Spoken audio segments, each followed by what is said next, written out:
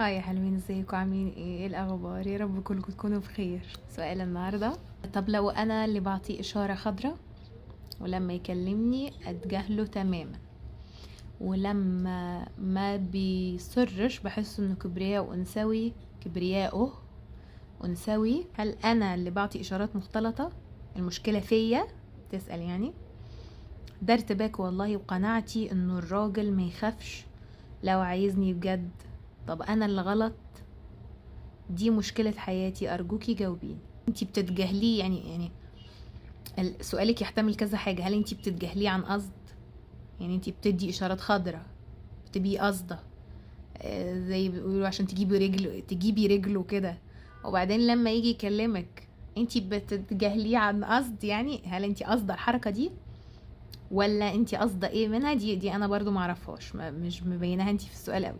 ولما ما يصرش انه كبرياء وانثوي، انتي عايزاه يصر ليه؟ يعني هو هتستفادي ايه مثلا لما يصر؟ خلاص. انا حسيت من سؤالك ان انتي يعني ليه بتسألي؟ المشكلة فيا؟ انتي مفيكيش مشكلة، تمام؟ مبدئيا كده احنا كلنا مشكلة، يعني حتى لو احنا فينا مشكلة، هي المشكلة مش فينا يعني المشكلة تعبنا او يعني احنا وحشين، لا، احنا بنعمل سلوكيات بناء على الترومات بتاعتنا. اطفالنا الداخلية مجروحة في حتة معينة، فبتطلع لها مشاعر معينة في العلاقات، فبنتصرف على هذا الاساس، على اساس الجرح ده. خلاص. فما تقعديش تقولي المشكلة فيا المشكلة فيا. انا فاهمة قصدك، انا بس بوضح للناس عشان بالذات البنات، في بنات دايما بيبقى عندها، حتى ولاد والله، بيبقى عندها ذنب انه انا وحشة، انا فيا غلط. وطبعا بقى تربية الاهل ممكن بتدعم ده، لانه هي التربية اللي عملت لنا تروماتنا كلنا، فاهمين الفكرة؟ بس فانتي ما فيكيش مشكلة، احنا هنفكفك اللي بيحصل على اساس ما انا فهمت من سؤالك، وعلى هذا الاساس هجاوبك، وانتي بقى تسقطي ده عليكي او تشوفي انتي برضو انتي الادرى بالموضوع. مبدئيا كده، احنا يا بنات ليه ندي اشارة خضراء؟ ما ينفعش ندي اشارة خضراء. هتقولي لي ازاي؟ مش انتوا بتقولوا انتي افتحي له الباب ولمحي لا، لا، انتي عايشة في حياتك عادي، مبسوطة، عندك حياتك، عندك انشغالاتك، عندك اهدافك بقى، عندك علاقاتك، صحباتك، شغلك، بيتك، عيالك، وات ايفر بقى اللي عندك. و يعني العلاقات هي اللي بتجيلك. يعني الرجاله بيجوا بقى، اللي بيعجب بيكي بيجي، اللي عايز يتقدم بقى وانتي بقى يعني فاهمه الفكره. مش ان انا قاعده بتارجت ده ادي اشاره خضراء، ده ادي اشاره خضراء، ده ادي اشاره خضراء. لا، انتي كده قاعده مركزه معاهم، فايا كان الاشارات الخضراء انتي هتديها بالطريقه دي هتجذبي ناس، استغفر العظيم يعني. ماشي، ده مبدئيا كده. انتي المفروض عايشه عادي في الحياه، و... وهم كده كده الرجاله اصلا بيجوا، يعني كده كده هم موجودين على طول. طيب، خلوني بس بشوف السؤال عشان بنسى بقسمه كده.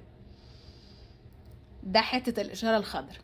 طيب لما يكلمني اتجاهله تماما، دي بقى اللي انا وقفت عندها، اللي انا مفهمتهاش منك قوي. بتتجاهليه تماما لان انا دي شفتها مع بنات كتيره.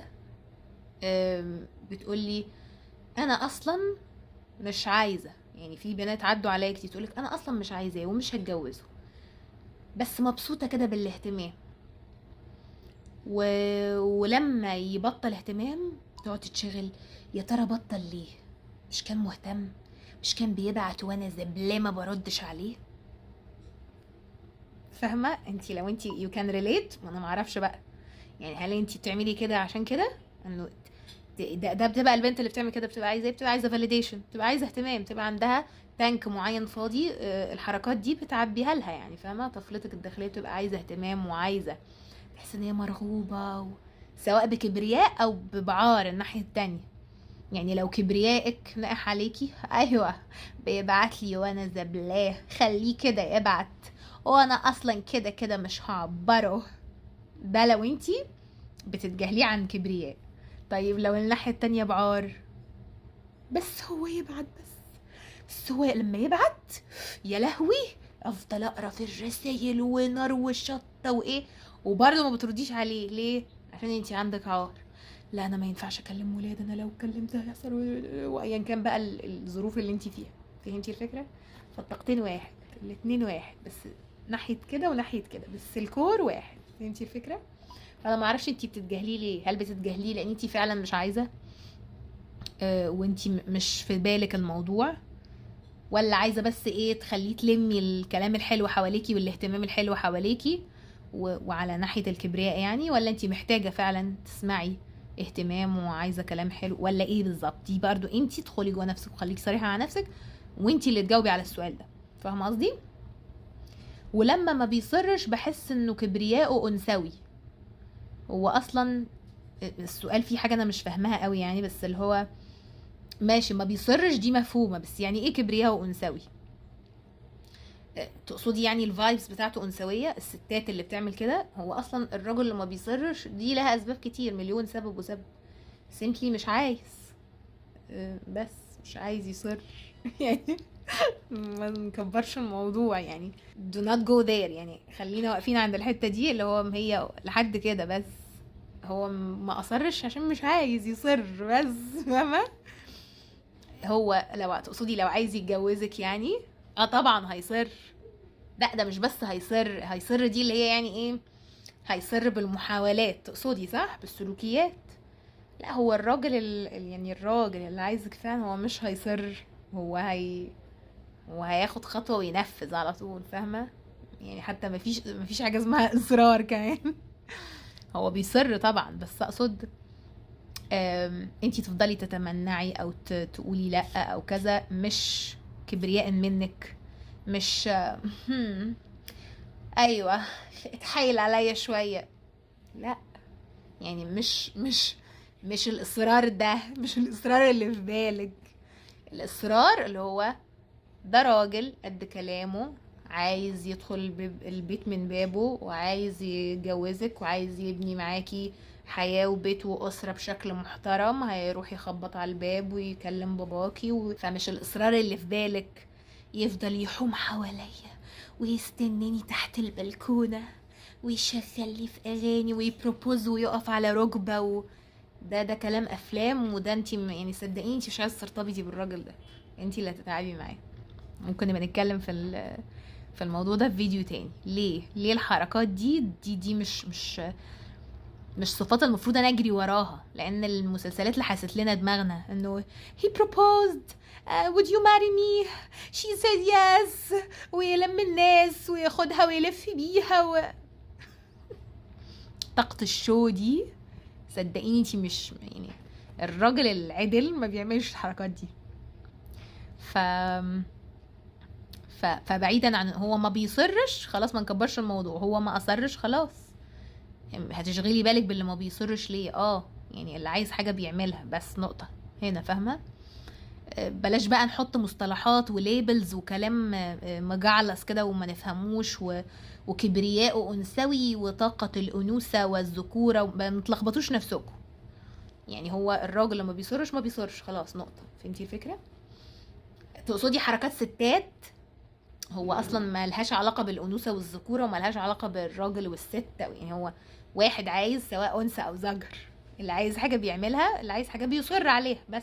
فهمتي الفكره؟ طيب دي حته انه ما بيصرش بحس انه كبرياء وانثوي. ما هو الراجل اللي ما صرش خلاص انت اصلا شيليه من دماغك عموما يعني، فاهمه؟ حتى لو انت في حد مثلا عاجبك او كده، انت المفروض ما تشغليش بالك بحد يعني، ايا كان الكونتكست اللي انت شفتيه فيه او قابلتيه فيه، خلاص هو بيقف عند الحته دي. واحد قابلتيه في حته اتكلمتوا يعني خلاص هو هيقف عند الموقف ده. فهمتي الفكره؟ اللي عايز يعرفك ويقرب لك ويتجوزك وكده هيبان يعني. المشكله فيا، هي بتسال بقى المشكله فيا ده ارتباك والله، وقناعتي ان الراجل ما يخافش لو عايزني بجد.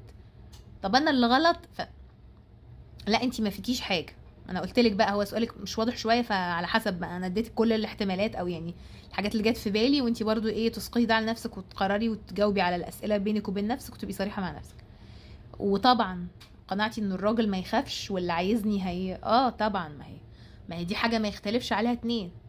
مش بس الراجل، حتى ده هو خصوصا الراجل، لان احنا شوية ستات عاطفيين بطبعنا او كده وبيبقى مشاعرنا شوية غالبة اكتر علينا. لكن الراجل ما بيخافش، يعني الراجل اللي ما عندوش مشكلة بيبقى عايز حاجة بيروح لها. بنت عجبته بيروح يشوفها ويتقدم على طول وكده، حتى لو هي قالت لأ كذا مرة او رفضته لأسباب من حقها، هي ما تعرفكش. يعني واحد لسه شايفاه في جامعة ولا في حتة مكان عام ولا كذا، وانا اعرفك، وانا اي حد اشوفه كده اتكلم معاه ولا اعرفه ولا كذا. فهمتي الفكرة؟ فالراجل اللي ما عندوش مشكلة واحدة عجبته هيروح يكلمها. واصلا الراجل، يعني يا بنات برضو عشان تبقوا عارفين، الراجل من اول كام دقيقة، انا قلتها يمكن في الفيديو اللي فات، بيقرر، بيبقى عارف دي بتاعت جواز، دي اتجوزها، دي لا، دي بتاعت صحوبية، دي صاحبها، دي امشي معاها يومين وازهق منها واقلبها والجو ده كده. فاهمة؟ فقناعتك صح، انتي مفيكيش غلط، عادي يعني، قناعتك صح. بس الفكرة انتي بقى شغلة بالك ليه انه ادي اشارات خضراء واللي يجي لازم ما يخافش ويجي، واللي ما يجيش ما يمكن يمكن اللعبكة جاية من حتة تانية. فهمتي؟ مش من دي، ده يمكن دي اكتر حاجة تمام انتي قلتيها. فاهمة الفكرة؟ بس بلاش انتي، يعني انا معرفش برضو، انا معرفش انتي مين فيهم، بس بلاش يكون عندك هذا النوع من الكبرياء. فهمتي؟ يعني بلاش تقعدي تقولي لو هو راجل هيجي وهيحاول ومش هيخاف وكده، وانتي بقى اللي بتتكبر. ما هو احنا برضو لازم نبقى حقانيين يا بنات. فاهمه الفكره؟ مش تبقي انتي برضو، يعني في بنات توكسيك برضو، معلش مش بقول انتي توكسيك، انا معرفكيش. في بنات بتبقى قاصده ان هي تلم الولاد حواليها وتعشمهم وتكلمهم وكده، واللي يتعشم برضو عنده مشكله. يعني مش دي فكرتي، بس قصدي بتحب تلمهم حواليها عشان هي عايزه فاليديشن، هي عايزه اهتمام وعايزه تحس ان هي مرغوبه وبس. فهمتي؟ هي الفكره في كده يعني. أه دي مشكله حياتك ليه؟ يعني انا مش فاهمه هي فين المشكله. انا قعدت اجيب السؤال يمين وشمال، انا مش فاهمه، مش عارفه يعني فين المشكله. انتي متضايقه ليه؟ ايه اللي مضايقك بالظبط؟ انا مش عارفه. واضح انتي بتقولي دي مشكله حياتي، يعني انتي متأزمه يا حبيبتي وتعبانه من الموضوع. ولو انتي بتشوفي الفيديو ده اكتبي لي في كومنت وهرد عليه في فيديو تاني. ايه اللي مضايقك قوي كده؟ يعني انا اللي شماه من السؤال او اللي شايفاه من السؤال، شم ريحه انه انتي شاغله بالك بالموضوع. ده مثلا بصلي بصه، ندي اشاره خضراء. لا، لو انتي بتعملي كده وقفي، ما تعمليش كده. فهمتي قصدي؟ ليه؟ لان انا ما ينفعش اشغل بالي باي ولد حواليا يبص لي او كده واروح ادي اشاره خضراء. هو مش مستني اشاره خضراء على فكره. اوعوا تكونوا يا بنات مفكرين ان الولاد مستنيين اشاره خضراء. لا، تكونيش فاكره كده ولا ايه؟ لا، الولاد مش مستنيين اشاره خضراء ولا مستنيين منك انا عارفه، انا معاكم انه احنا اتفلترنا على الموضوع ده ومن المسلسلات والافلام ومنهم لله بقى يعني. بس احنا بنفكفك مع بعض اهو، وبنصلح ما يمكن اصلاحه، وبنصلح الدنيا اللي خربت جوه السيستم عندنا. الولاد ولا الرجاله مش مستنيين اشاره خضراء، هم على طول بيروحوا بيتجهوا، هم على طول في الاشاره الخضراء، هم على طول ماشيين. اقصد مين اللي بيعمل اشاره حمراء ويوقف؟ انتي. فهمتي حاجه؟ ركزي معايا. يعني احنا في الطريق في المرور، الاشاره الخضراء يعني اتجه الى الامام او امشي، الاشاره الصفراء استعد ده هتقفل عليك، الاشاره الحمراء اقف. الرجاله بقى في قانون العلاقات، الرجاله هم على طول عندهم شايفين الاشاره خضراء على طول. ركزوا معايا يا بنات، الاشاره عند الرجاله على طول خضراء. مين اللي بيقلبها حمراء؟ انتي. الست هي اللي بتحط حدودها وبتقفل البيبان وبتمتنع على طول. هو اي راجل في الشارع هيجي دايما اشارته خضراء، تمام؟ اي راجل اشارته خضراء، انا عادي كده هسيب الاشاره خضراء؟ لا. فهمتي الفكره؟ بس فما تشغليش بالك بلا اشاره خضراء بلا اشاره حمراء بلا اشاره صفراء فهمتي الفكره؟ اكيد دلوقتي هيطرح على اذهان الكثيرات من اللي بتسمعني وشايفاكي اللي تقول لي يا لينا ايه ده، طب احنا هنتجوز ازاي، طب البنات بتتجوز ازاي؟ الله، يعني معنى كده انا هفضل الاشاره حمراء على طول، هتجوز ازاي؟